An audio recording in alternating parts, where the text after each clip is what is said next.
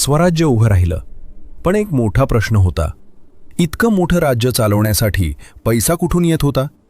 शिवाजी महाराजांनी फक्त तलवारीवर स्वराज्य उभं केलं नाही, तर त्यांनी एक मजबूत आर्थिक व्यवस्था देखील तयार केली होती.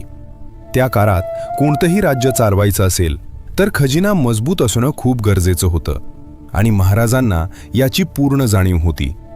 सर्वात पहिला आणि महत्त्वाचा स्रोत होता कर व्यवस्था. महाराजांनी शेतकऱ्यांवर अन्यायकारक कर लावले नाहीत. त्याऐवजी त्यांनी न्याय्य कर पद्धती तयार केली. शेतातून मिळणाऱ्या उत्पन्नावर साधारण 2 पंचमांश म्हणजेच 40% कर घेतला जायचा. पण हा कर योग्य मोजमाप करूनच घेतला जायचा, म्हणजे शेतकऱ्यांवर अन्याय होत नव्हता. महाराजांनी महसूल गोळा करण्यासाठी योग्य अधिकारी नेमले होते आणि प्रत्येक व्यवहारात पारदर्शकता ठेवली जात होती. दुसरा मोठा स्रोत होता व्यापार आणि बंदरे. कोकण किनाऱ्यावर असलेल्या बंदरांमुळे व्यापार वाढला, विदेशी व्यापाऱ्यांशी व्यवहार झाले आणि त्यातून मोठ्या प्रमाणात महसूल मिळाला. महाराजांनी समुद्र किनाऱ्यावर किल्ले बांधले, जसं की सिंधुदुर्ग, विजयदुर्ग, जे फक्त संरक्षणासाठी नव्हते तर व्यापारावर नियंत्रण ठेवण्यासाठीही होते. तिसरा महत्त्वाचा स्रोत होता मोहिमा आणि जिंकलेले प्रदेश. महाराजांनी जेव्हा एखादा किल्ला किंवा प्रदेश जिंकला तेव्हा तिथला खजिना स्वराज्यात जमा केला जायचा. पण इथे एक महत्त्वाची गोष्ट लक्षात घेण्यासारखी आहे. महाराजांनी कधीही सामान्य लोकांना लुटलं नाही. त्यांचा उद्देश फक्त अन्यायी सत्तेला धडा शिकवणं होता.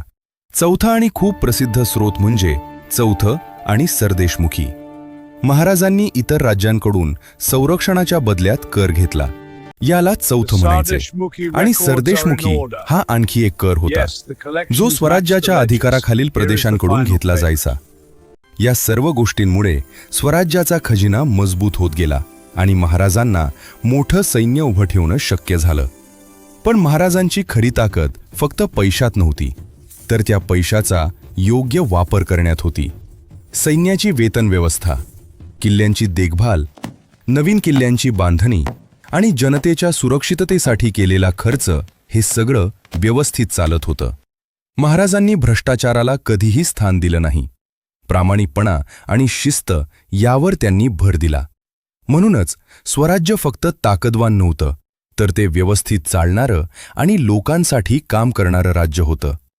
आजही महाराजांची ही आर्थिक व्यवस्था आपल्याला शिकवते की फक्त पैसा कमावणं महत्त्वाचं नाही, तर तो योग्य पद्धतीने वापरणं जास्त महत्त्वाचं आहे. स्वराज्याचा खजिना हा फक्त सोनं चांदी नव्हता, तर तो होता विश्वास, प्रामाणिकपणा आणि योग्य व्यवस्थापन. आणि म्हणूनच शिवाजी महाराजांचं स्वराज्य आजही आपल्यासाठी एक प्रेरणा आहे. जय भवानी, जय शिवाजी.